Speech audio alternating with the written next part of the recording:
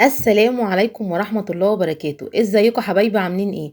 اهلا بيكم مع عزة فهمي واسرار المطبخ. هنبدأ بالصلاة والسلام على رسولنا الكريم. اللهم صل وسلم وبارك على سيدنا محمد. غدا النهاردة اقتصادي وب25 جنيه بس. ب25 جنيه بس. وعايزة اقول لكم كمان اللي هو كله فيتامينات والياف ومفيد جدا. هتقولي ايه ده انت بتعملي بتنجان؟ هقول لكم لا، البتنجان ده جنب اكلة النهاردة. ما بعرفش اكل الاكلة بتاعت النهاردة من غير البتنجان او من غير المسقعه. فطبعا قبل ما ابدا الفيديو بتاعي يا ريت ما تنسونيش بالكومنت الحلو والدعوه الحلوه وتصلي على الرسول في الكومنتات، وتعملوا متابعه لصفحه الفيس واشتراك لليوتيوب. وربنا يرضيك ويكبر بخاطرك يلا تعملي مشاركه للفيديو عشان كل حبايبك واصحابك يشوفوا الفيديو ويستفادوا وانا استفاد. طبعا انا هنا قشرت البتنجان ونضفت الجرجير. طبعا هخرط بقى البتنجان بتاعي عشان احط عليه ملح وخل واسيبه كده يشرب من الملح والخل عشان لما اجي اقليه ما يشربش زيت. يا جماعه هنا انا بقطع البتنجان بالعرض لاني قبل كده حد قال لي قطعيه بالطول وقطعته شرب زيت جامد جدا. فبلاش تقطعيه بالطول. انا هنا هو بصوا حطيت ملح وخل على البتنجان وهحط حبه خل على الجرجير وهسيبه منقوع في الميه شويه. خلاص. هنا بقى انا جايبه يا جماعه ربع كيلو بصاره ب 12 جنيه. بصوا البصارة دي من الأكلات الاقتصادية المفيدة اللي كلها بروتينات وألياف.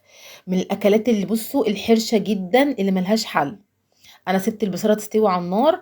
بصوا براحتها، لما استوت خالص طفيت عليها النار. شايفين شكلها؟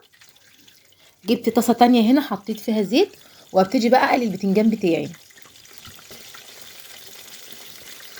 طبعا انا كنت قشرت البتنجان وسبت البصارة تستوي. وبصوا وعملت حاجات كتير جدا، روقت البيت وكان عندي درس ونزلت وطلعت. وجيت بقى ساعة الغدا قليت بقى البتنجان وحضرت الاكل بتاعي. اكلة النهاردة دي ما خدتش اكتر من ساعة زمن. ومعلقة واحدة بس هحطها على البصارة هي سر طعم وجمال البصارة بتاعتنا. هنا بقى انا جبت حلة على النار حطيت فيها حبة زيت وهنزل فيها بمعلقة توم.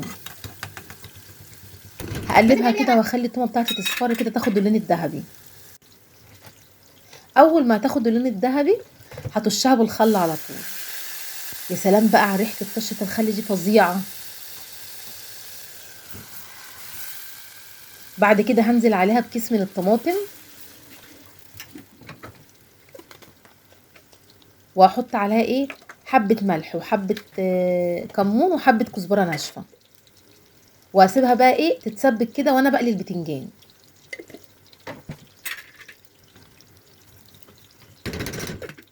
تمام. هنغطيها بقى ونسيبها تتسبك. هنا بقى البتنجان بتاعنا اخد لون. هنبتدي بقى نطلعه على مناديل المطبخ عشان خاطر يشرب الزيت بتاعه. يعني المناديل تشرب الزيت اللي طالعه من البتنجان.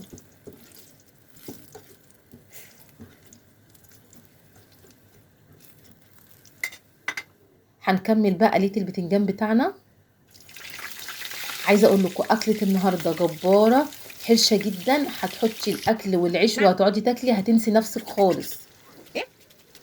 هنا بقى انا جبت حله حطيتها على النار وحطيت فيها زيت وبخرط فيها البصله. اصل انا هعمل بصاره على طول.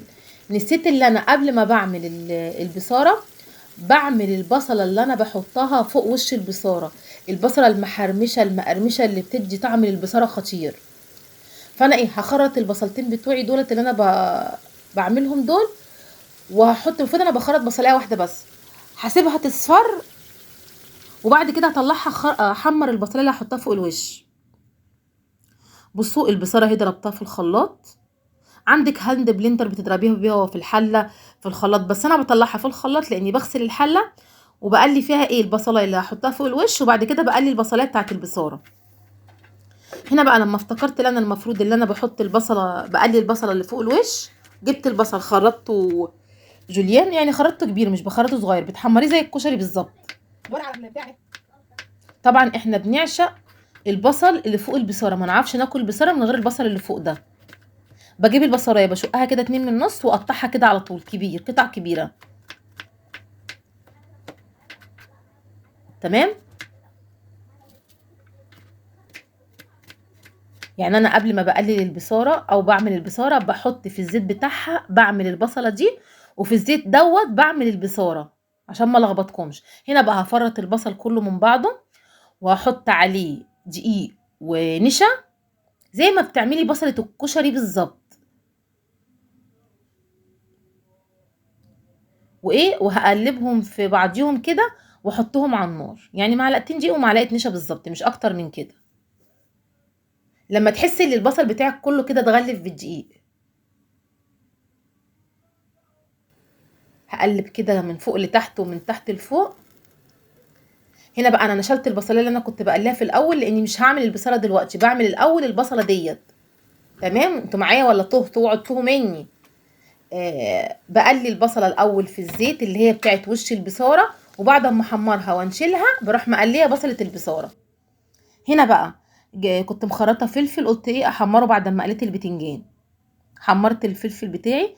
هنا بقى كانت التسبيكه بتاعت المسقعه اتسبكت، هنزل عليها بالبتنجان والفلفل، واروح مطفيه ايه النار.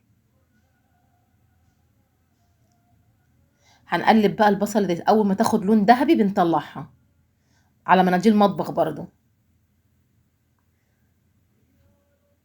دي البصله يا جماعه برضه هحطوه مني اللي هنحطها فوق وش البصاره. هنحمر بقى بقيه البصله بتاعتنا عشان نقلي بقى للبصاره، واقول لكم ايه سر المعلقه اللي تخلي البصاره بتروح منك في حته تانية خالص.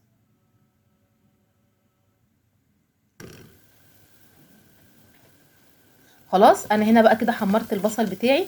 هنا بقى رجعت البصلايه اللي انا كنت بحمرها في الاول، سبتها اول ما اصفرت، رحت نازله عليها بمعلقه من الثوم، واحط عليها حبه كزبره. اول ما الثوم ياخد اللون الاصفر كده او الذهبي مع البصله، هروح نازله عليه بقى ايه بالبصله اللي انا ضربها في الخلاط. هجيب بقى حبه ميه كده اعمل الخلاط بيهم، ونقلب بقى كده البصله بتاعتنا. هي يا دوبك بتغلي غلوه بنحط عليها بقى حبه ملح وحبه كمون. بصوا بقى اهي المعلقه دي السر، ولا تقولي لي بقى دونس ولا كزبره ولا حاجه تانية. المعلقه دي معلقه ملوخيه يا جدعان، معلقه الملوخيه هي سر طعم ولون البصاره. ما بحبش احط عليها خضره خالص. حط بقى ملح وكمون، وتقوم بالغلوه بتاعتها، وخلاص على كده البصاره خلصت. مفيش اسهل ولا ابسط ولا اسرع من كده. يلا بقى نغرف اكلنا ونشوفه. بصوا بقى احنا غرفنا البصاره، هنحط كده فوق وشها البصله الجامده. يا سلام يا سلام على شكلها وطعمها وريحتها. بصوا شكل الطبق ولا المسقعه. ولادي بيعشقوا جدا المسقعه. طبعا البصله ما نقدرش نستغنى عنها جنب البصاره والجرجير بقى. مش قادره اقولك، وقطعي بصل بقى وكلي بقى وعيشي حياتك. وانا هنا وصلت لنهايه الفيديو بتاعي. لو وصلت لحد هنا ما تبخليش عليا بالكومنت الحلو والدعوه الحلوه، وتصلي على الرسول في الكومنتات، وتعملي متابعه صفحه الفيس واشتراك لليوتيوب، وكمان تعملي مشاركه للفيديو عشان حبايبك واصحابك. والسلام عليكم ورحمه الله وبركاته.